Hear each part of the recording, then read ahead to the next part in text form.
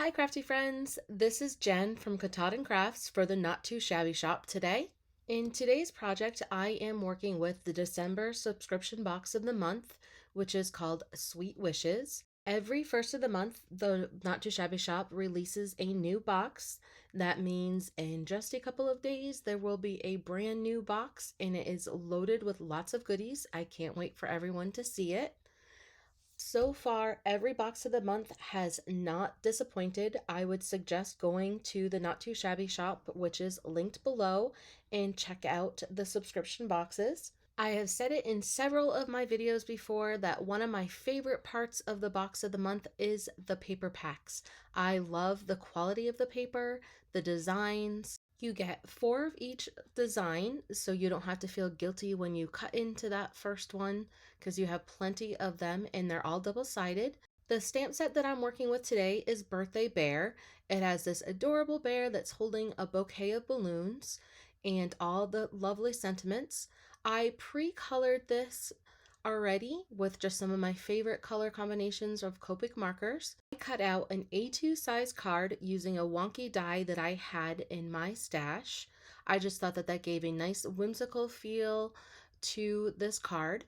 And I also felt that it had a feel of motion, which I wanted that to feel like the little bear was floating up. And now I'm using my hex chart to match up my colors in this cute paper, this gradient paper, because I wanted to color behind all that white on the balloons. I wanted it to blend right in with the paper. So I also used a piece of scrap paper just to make sure that the selections that I made matched the paper as close to possible as I could. As you can see, this one is Y11 and that was way too yellow for that middle section of creamy kind of paper color. So the Y21 worked a lot better with that. And then I also used the V12 and the V15. And now I'm just going to line this up using my bear as my guide on my Misty so I can add my sentiment directly onto the paper.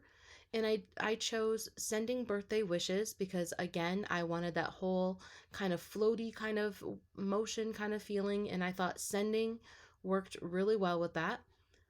I'm just going to line this up and I am going to stamp it twice. That's why I love the Misty, that you can go right on top of that image and make sure that it comes out crisp and clear. And now I'm just going to make sure that that bear is lined up exactly where I want it to be.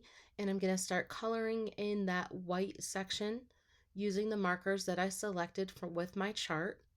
So that Y21 I thought matched that creamy yellow color really well.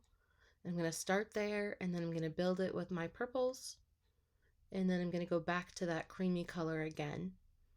And you can see that just makes it so it kind of blends and looks like it's part of the background. I just didn't want that big stark white section in my card, and I do have a scan and cut that cut out my image for me, but it doesn't do the little sections in the middle.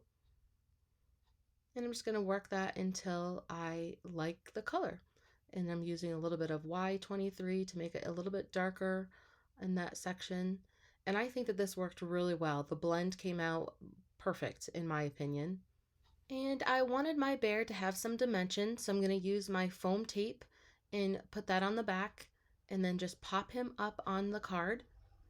Now I cut out a base that is a 5.5 by 4.25, which is the A2 size, and I'm going to adhere my card panel to my card base. I am not putting anything in the inside in this one. Sometimes I do for a little extra surprise, but this one will be a nice blank one that you can write a little message to the receiver. To finish off my card today, I did add a couple of sequins to the corners, and that just jazzed up my card a little bit. Thank you so much for joining me today.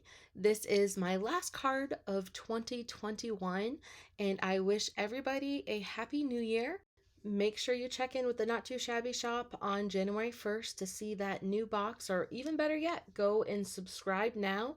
I really have been super impressed with each box that Jamie has put out. Thank you so much for crafting with me today. I would love to hear from everybody. Drop a comment below. Let us know what you think of the Not Too Shabby shop subscription boxes. They also have a stamp and die of the month. Make sure you check into that as well. Lots of fun stuff happening in 2022 for the Not Too Shabby Shop, so make sure that you keep an eye on that by subscribing below and following them on Instagram and their Facebook page. Thank you very much. Again, I am Jen from Katahdin Krafts, and Happy New Year.